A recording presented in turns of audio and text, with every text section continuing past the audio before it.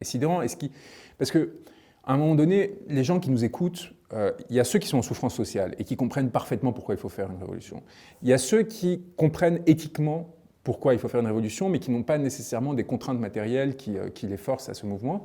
Et puis il y a ceux comme moi qui sont à l'interface des deux et qui voient par exemple ce Noël Defour, donc déjà utilisé comme prisonnier politique depuis 15 mois, et dont la fille, qui maintenant a 3 ans, a une tumeur au cerveau.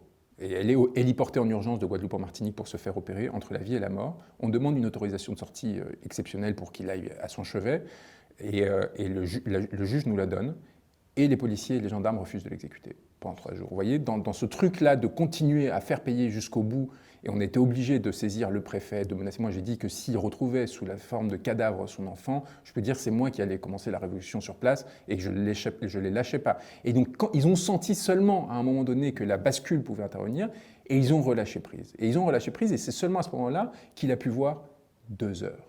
Sa fille. On leur a donné 2 heures avec des gendarmes dans la salle. Et donc c'est comme ça aujourd'hui, en France, en 2023, on traite des gens responsables d'avoir participé à des mouvements sociaux de cette façon, et personne n'en parle. Et pourquoi est-ce que personne n'en parle?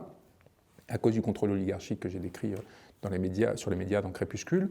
Et donc à un moment donné, vous commencez à voir entre l'instrumentalisation du judiciaire, le contrôle sur la visibilité qui permet d'étouffer les scandales judiciaires, qui permet d'éviter qu'il y ait de trop grandes mobilisations pour faire cesser ce genre d'injustice,